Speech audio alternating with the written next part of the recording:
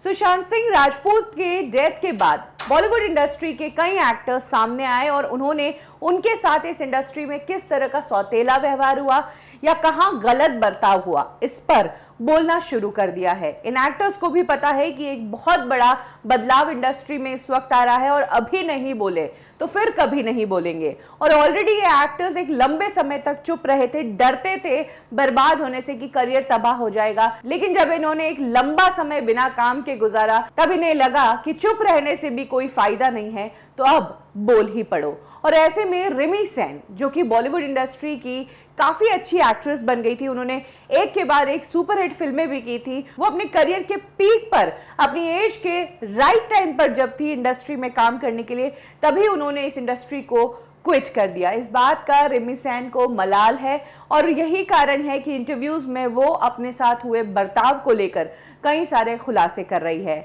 हाल ही में रिमी सेन ने बताया कि किस तरह से 2 फिल्मों के लिए उन्होंने ऑडिशन दिया। ऑडिशन में काफी पॉजिटिव रिस्पांस मिलने के बावजूद रिमी सेन को उन फिल्मों में रिप्लेस कर दिया गया। रिमी सेन ने बताया कि उन्होंने आशुतोष गुवारिकर के साथ में एक कमर्शियल किया था, तो तब से उनकी रैपो आशुतोष गुवारिकर के साथ अच्छी थी। तभी उन्हें पता चला कि आशुतोष गुवारिकर जो है स्वदेश फिल्म बना रहे हैं और उसके लिए उन्हें फीमेल लीड की जरूरत है। इस दौरान रिमी सेन ने इस फिल्म के लिए ऑडिशन भी दिया और उनका ऑडिशन काफी पॉजिटिव गया। लेकिन बाद में उन्हें पता चलता है कि रिमी सेन की जगह गायत्री जोशी को फाइनलाइज कर दिया गया है। और यही कुछ रिमी सेन के साथ मुन्ना भाई MBBS फिल्म के दौरान भी हुआ। उन्होंने इस फिल्म के लिए भी ग्रेसी सिंह वाले पार्ट के लिए ऑडिशन दिया। पॉजिटिव रिस्पांस था।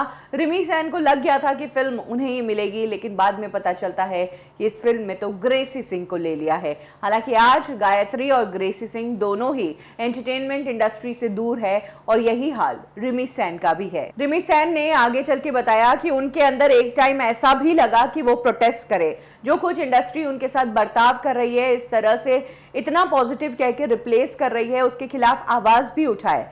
लेकिन तब उन्होंने सोचा कि जाने दो, रोल से ज्यादा उन्हें अपनी एक्टिंग पर ही ध्यान देना चाहिए और रोल छोटा हो या बड़ा हो, उन्हें अपना काम अच्छे से करना है। ये सोचकर रिमी सेन ने उस टाइम खुद को रोक दिया था। लेकिन आज रिमी सेन को उन गलतियों का एहसास है। उन्हें लगता है कि उन्हें तब या तो बोलना चाहिए था या फिर वो कितनी ही फ्रस्ट्रेट क्यों नहीं हो गई हो, उन्हें इंडस्ट्री छोड़नी नहीं चाहिए थी। उन्हें लगता है कि उन्होंने इंडस्ट्री बहुत गलत टाइम पर छोड़ी, क्योंकि जैसे ही उन्होंने इंडस्ट्री छोड़ी उसके बाद इंडस्ट्री का कल्चर बदल गया। कमर्शियल फिल्मों से ज्यादा कंटेंट ओरिएंटेड फिल्में चलने लग गई और बड़े बड़े डायरेक्टर्स, बेहतरीन डायरेक्टर्स इंडस्ट्री में काम करने लग गए थे। इनफैक्ट एक और बहुत बड़ा बदलाव ये आया इंडस्ट्री में कि भले ही एक्ट्रेस 30 पार हो या 35 पार हो, वो शादीशुदा हो या एक बच्चे की माँ हो, उसके बावजूद उसे लीड एक्ट्रेस के तौर पर फिल्में मिल जाती है। लेकिन ये चेंज तब नहीं था जब रिमी सेन इंडस्ट्री में एक्टिव थी। उनके जाने के बाद जो ये चेंज आया वो उन्हें बहुत पसंद आया, लेकिन अब वो इंडस्ट्री से आउट हो चुकी है। हालांकि वो एक डिसेंट कमबैक का इंतजार कर रही है।